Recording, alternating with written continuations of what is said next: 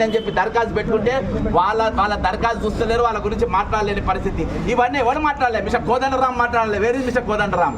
మల్లెపల్లి లక్ష్మే మాట్లాడలేదు, వేరే మిస్టర్ మల్లెపల్లి లక్ష్మే. కాసిం మాట్లాడలేదు, ఎక్కడ మిస్టర్ కాసిం? ఆయన కథలు చెప్పుకుంటే ఈరోజు అక్కడ కూర్చున్నారు. ఏది విద్య అనే విద్య అనే అమ్మాయికి అంట ఈరోజు రేవంత్ రెడ్డి లవర్ అంట అని చెప్పేసి ఆయన కథలు చెప్పుకుంటే ఆయన కూర్చుంటారు. వేరే మిస్టర్ గంత చక్రపాణి ఎక్కడున్నాడు? ఈరోజు వీళ్ళందరూ రేవంత్ రెడ్డి సంకలచి వచ్చి ఈరోజు మేధావులు అనేటోడు 1200 మందిని రెచ్చగొట్టి చంపింది. ఈరోజు 1200 మంది తెలంగాణ యువకులు మనం పరీక్షలు వచ్చిన తర్వాత మనం చెప్పుకుందాం, మీ పేపర్ చెప్పుకోండి అన్న పరిస్థితి. ఈరోజు 2016 పేపర్ లీకేజ్ ఎవరు చేసిండ్రు? కల్వకుంట్ల కవిత కాదా? అని కనబడతాను. రేవంత్ రెడ్డి ఎంక్వైరీ చేయవా? 2022 పేపర్ లీకేజ్ ఎవరు చేసిండ్రు? ఎంక్వైరీ చేయవా? ఈరోజు ఎన్ని ఖాళీలు ఉన్నాయి తెలంగాణలో చేయవా? ప్రియాంక గాంధీ గారు బాజాప్త తెలంగాణకు వచ్చి 2 లక్షల పోస్టు సంవత్సరం లోపు నింపుతామని చెప్పి పచ్చి అబద్ధం కాదా? 4000 నిరుద్యోగ వృద్ధి మన అబద్ధం కాదా?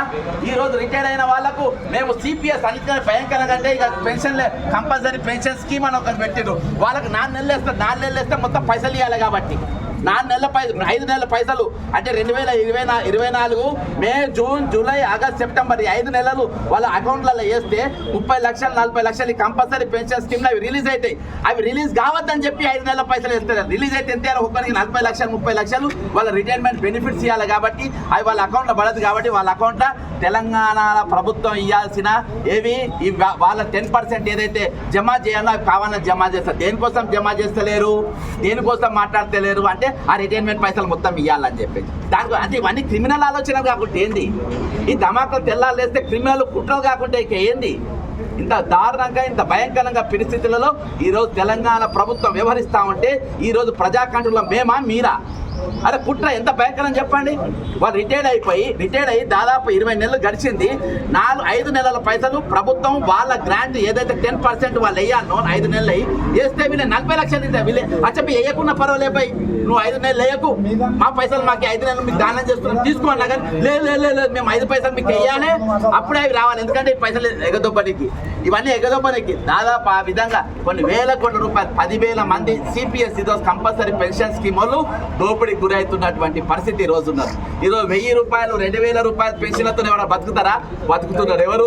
ఈపీఎస్ 95 స్కీమ్ పెన్షనర్స్ ఈరోజు ఎంతమంది 1000 రూపాయలు 2000 రూపాయల పెన్షన్లతో బతుకుతున్న పరిస్థితి ఈరోజు తెలంగాణలో 15 లక్షల మంది ఉన్నారు. ఎవరు మాట్లాడుతున్నారు? ఎక్కడ మాట్లాడుతున్నారు? ఏడైతుంది ఈరోజు నా అన్నిటికన్నా బాధాకరణ విషయం అయితే నాకు ఒకటి గ్యారంటీ ఉండే. నాకేముందంటే నాకు రేవంత్ రెడ్డి గారు మోసం చేసిన, చీఫ్ సెక్రటరీ మోసం చేసిన, ఫైనాన్స్ సెక్రటరీ మోసం చేసిన, ఎవరు మోసం చేసిన గవర్నర్ గారు మాత్రం నా హక్కును కాపాడతారని నేను అనుకున్నా. గవర్నర్ గారిని హక్కు కాపాడతారనుకున్నా. The head of the constitution governor గారిని కాపాడతారనుకున్నా. ఈరోజు ఫండమెంటల్ రైట్స్ కాపాడే బాధ్యత మన గవర్నర్ ఆయనను కాపాడతారనుకున్నా. కానీ ఆయన కూడా ఎవడో నాకు తెలియదు పోని అంటుండు. ఈరోజు నీకు నాకు సంబంధం లేదంటుండు. నీకు నాకు అలా లోపడిపోనికి బీజేపీ ఎంబులం ఉన్న జీబులు అన్నీ లోపడిపోతాయి రాజ్భవన్లోకి. కానీ ఈరోజు వినతి పత్రం పోయేటోళ్ళు మాత్రం గేటు కాడనే ఆగాలి. నీకేళ్ళ వినతి చెప్దామనుకో గేట్ కాడనే ఆగాలి. వాళ్ళు 5 ఏళ్ళ పుట్టిన పిల్లకెళ్ళి మొదలుపెట్టి ఈరోజు కాటికి పోయే వృద్ధుల దాకా ఎవరిని గేటు తలిపినా నువ్వు హక్కు కోసం మాట్లాడడానికి వచ్చినావా చలో జైల్లో అని చెప్పేసి ఈరోజు పంజాగుట్టకెళ్ళి సోమాజిగూడ వరకు మొత్తం పోలీసులు పెట్టి నిర్దాక్షిణంగా అరెస్ట్ చేపిస్తున్నట్టు పరిస్థితి. మేము ఎట్లా మౌనంగా ఉంటాం? ఎట్లా కాముకుంటాం? దీనికోసం ఏమైనా తెలంగాణ తెచ్చుకున్నది అనుకున్నారు కావచ్చు. సంఘాలన్నింటినీ నా సంఘాలు పెట్టుకున్నా, మేధావులు ఉన్న అర్రలు వేసుకున్నా, ఇక్కడ మాట్లాడేటోళ్ళు ఎవరు ప్రకృతి అనేది ఒకటి ఉన్నది మిస్టర్. ప్రకృతి అనేది ఉన్నది. అందులోకి ఎవడో ఒకడు వస్తాడు, ఏదో ఒకటి మాట్లాడతాడు. అలా ఎవరికి వాళ్ళే సరి నాయకత్వం లేని యుద్ధం నడుస్తుంది తెలంగాణ ప్రభుత్వంతో. ఉద్యమకారులు సపోర్ట్ లేకుండా ఈరోజు యుద్ధం నడుస్తుంది తెలంగాణ ప్రభుత్వంతో. ఈరోజు ఎవరి మద్దతు లేకుండా నడుస్తుంది. శాసనసభలో ఉన్నా కానీ ప్రతిపక్షాల మద్దతు లేకుండా ఈరోజు యుద్ధం నడుస్తుంది తెలంగాణ ప్రభుత్వంతో. అది కామన్ మ్యాన్ కన్నెర్ర చేస్తే ఏ విధంగా అనేదో ఈరోజు పెద్ద పార్టీలు ఇస్తే కూడా పెద్ద పార్టీలు పిలుపునిస్తే కూడా ఇయాటి వరకు రాజ్భవన్ దగ్గరకు ఏ పార్టీ కూడా ఇయాటి వరకు పోలేదు. కానీ ఇవాళ రిటైర్మెంట్ అయిన కామన్ మ్యాన్ గేట్ దగ్గర పోయి మిస్టర్ గవర్నర్ కమ్అవుట్ అని చెప్పి తలుపు కొట్టిన పరిస్థితి.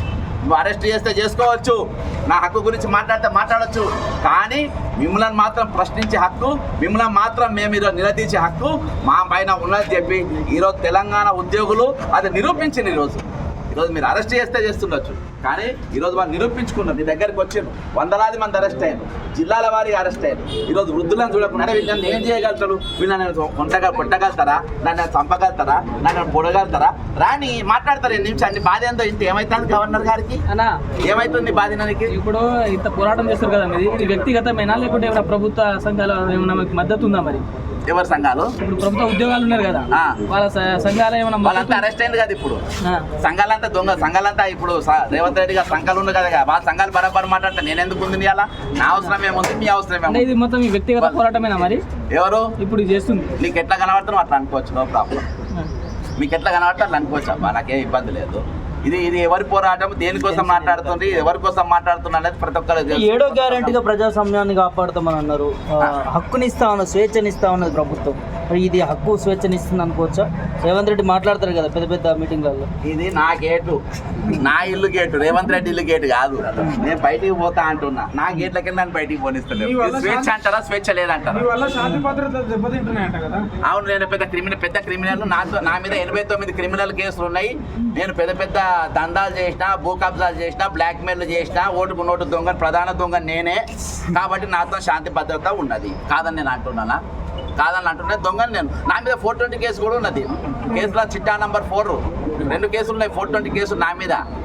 అర్థమైందా? ప్రభుత్వ ఉద్యోగం నా దగ్గర దాచిపెట్టిన పైసలు కూడా నేనే దొబ్బేసిన. నేను హార్వర్డ్ యూనివర్సిటీ పోతున్నా అని చెప్పి పుస్తకాలు లేకుండా లోపల పంపిన, పెన్ను లేకుండా నేను క్లాస్ రూమ్లో కూర్చున్నా, ఏం నోట్స్ లేకుండా నేను బయటకు వచ్చిన, నేను పాస్ అయినా సర్టిఫికేట్ పట్టుకొచ్చిన. ఆదేం చదువు నాకు కూడా తెలియదు, కానీ అసలు చదువు నేను చదువుకున్నా. ఇంకా అడుగుతారా? దావోస్ కూడా నేను పెట్టుబడులు తీసుకొచ్చిన 1,79,000 కోట్లు. నాకు మాట్లాడ రాకుండా నన్ను చూసి నన్ను నమ్మించిండ్రు. అర్థమైందా? అంత పెద్ద క్రిమినల్ నేను. అందుకని శాంతి భద్రతలు భంగం చేస్తున్నా. ఇంకా నేను అరెస్ట్ అయినాకున్నా. ఇంకేమైనా అడిగితే అడుగు. అంటే ఇప్పుడు సచివాలయాన్ని ముట్టడించకుండా రాజ్భవన్ ముట్టడించడానికి ప్రధాన కారణం ఏమైనా ఉందా? ఎవరు? ఈరోజు చెల్లో అసెంబ్లీ పోయినాం, సచివాలయం దగ్గర లోపలికి బక్క చేసాను రావద్దని ఆల్రెడీ జీవోనే పాస్ చేసాను. నన్ను గేట్ దగ్గర ఆపుతారా? డౌట్ ఉంటే నువ్వు నాతో రా. ఇప్పటికి 4 నెలలు అయింది, నాకు సచివాలయంలోకి ఎంట్రీ లేదు. ఎంట్రీ కాకుండా ఏది మన ఇప్పుడు కుబేర్ ఇలా మెయిన్ బిల్ అని ఎవరనుకుంటున్నావు? Finance secretary Kuber. ఆ కుబేర్ కుంభకర్ణుడి పేరు విల్లా నంబర్ 42 ఆయన గిఫ్ట్కి ఇచ్చింది. ఇవాళ చీఫ్ సెక్రటరీ ఎవరు ఇచ్చిందో చెప్తలేడు. విల్లా నంబర్ 42 గొర్రెల స్కామ్ మొదలుపెట్టింది ఎవరు తెలుసా? ఆయన. ఇప్పుడున్న ఫైనాన్స్ సెక్రటరీ సందీప్ కుమార్ సుల్తానియా. గొర్రెల స్కామ్ కీ పర్సన్ సలహాలు ఇచ్చింది వీళ్ళే. ఈరోజు మస్తు బొచ్చెడు గొర్రెలు ఉన్నాయి మనకు. ఏడపోయినా అవే ఉన్నాయి, అనంతపూర్లో అవే ఉన్నాయి, బళ్ళారులో అవే ఉన్నాయి. ఐడియా ఇచ్చింది వీళ్ళున్న ఫైనాన్స్ సెక్రటరీ. ఇన్ని నేను మాట్లాడుతున్నా. ఈరోజు ఎందుకు నా మీద కేసులు పెట్టారు వీళ్ళు? ఎందుకంటే అవి దొంగలు బరాబర్ ఉన్నాయి, నా దగ్గర సాక్ష్యాలు ఉన్నాయి. ఎక్కువ తక్కువ మాట్లాడితే మేము లోపడిపోతామని చెప్పేసి మూసుకొని కూర్చున్నాం. కాబట్టి ఈరోజు 101% తెలంగాణ అప్రజాస్వామ్య చర్య జరుగుతూ ఉంది. ఈరోజు నిరుద్యోగులే కాదు, ఉద్యోగులకు కూడా భద్రత లేదు. ఇదివరకు నౌకర్లు లేకుండా పిల్లలు ఇచ్చేటోళ్ళు కాదు. ఈరోజు ప్రభుత్వ ఉద్యోగం అంటే పిల్లని ఇయర్ వచ్చే రోజులలో చూడండి అటువంటి పరిస్థితి వస్తుంది. ఈరోజు లంచాన్ని ఎందుకు తీసుకుంటున్నాను అనుకున్నావు? ఏసీపీకి ఎందుకు పట్టుబడుతున్నాడు? రేపటి అన్ని ఎక్కువ సిపిఎస్ వాళ్ళే ఉంటారు, అంటే కంపల్సరీ పెన్షన్ రానోళ్ళు. రేపటి దినాన నా బతుకు కూడా ఇళ్ళ లెక్క అవుతుందని చెప్పేసి లంచాలు.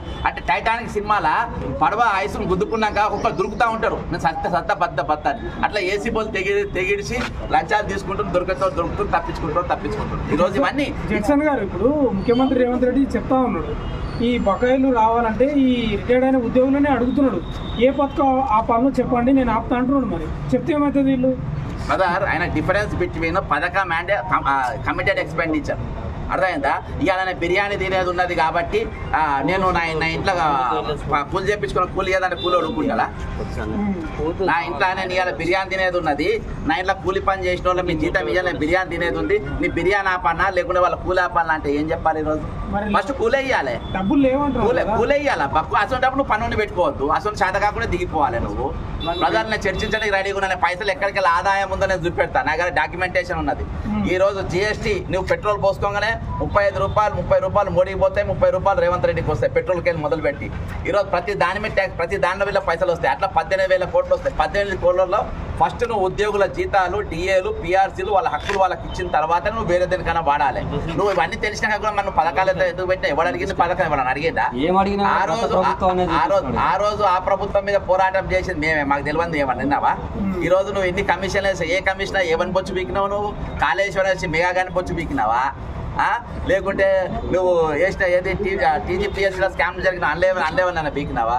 గొర్రెల బస్సులో ఎన్ని గొర్రెల బొచ్చు పీకినావు నువ్వు, ఏం చేసినావు నువ్వు, మాట్లాడినా చాలా ఉన్నాయి. నేను 1 to 1 కూర్చున్నా చాలా మాట్లాడగలుగుతా. కాకపోతే ఈరోజు వాళ్ళు మాట్లాడతానే కదా ఇక్కడ ఇవన్నీ పెట్టింది దుకాణం. ఇప్పుడు మీలాంటి వాళ్ళు అర్థం చేసుకుంటలేరంట, పైసలు లేవు నన్ను ఏం చేయమంటారు అంటున్నాడు కదా. ఆమెదావే చెప్పాలని నేను వినాలి.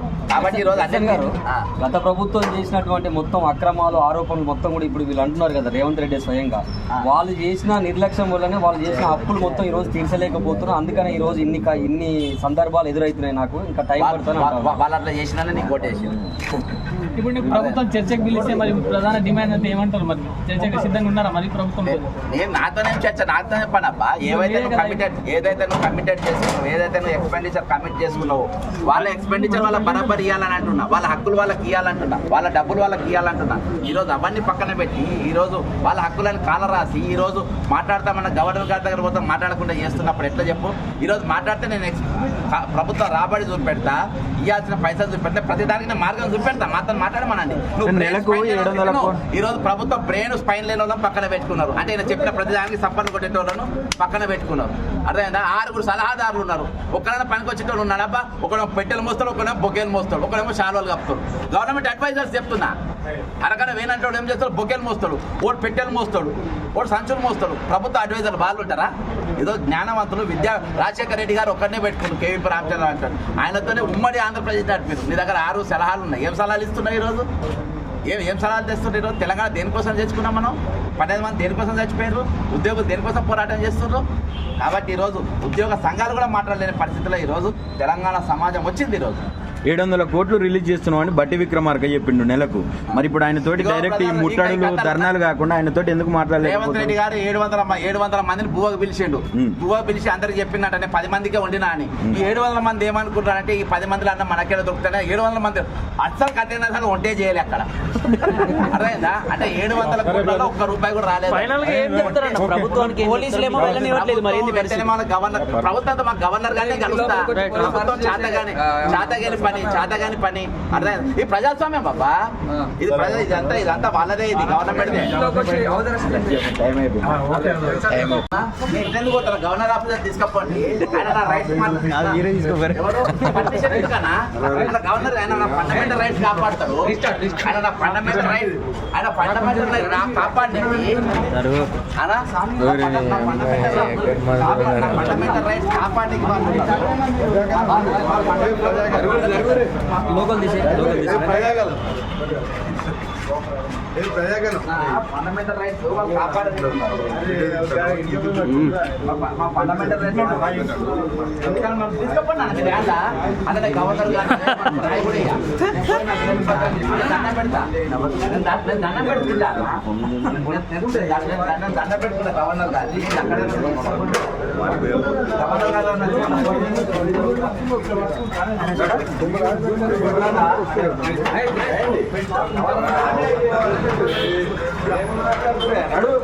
గారు కెమెరామ్యాన్ కెమెరా చేయాలో చెప్తుంది. ఫోన్ అదే ఫోన్ పడికెళ్ళ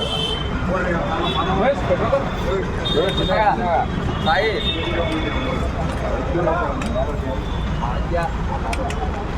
ఇప్పుడు ఎట్లా రాజ్భవన్ కా లేకపోతే నాకు తెలిసి భారత వీరప్పని కూడా అయితే తీసుకుపోలే కాదు. ఇప్పుడు రాజ్భవన్ కా లేకపోతే పోలీస్ స్టేషన్ కా?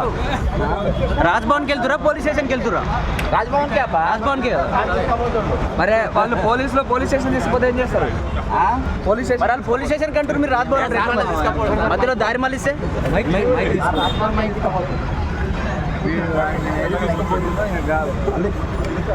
తీసుకోపోయి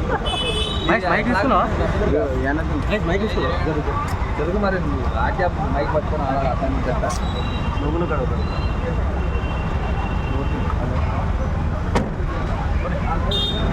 రామనా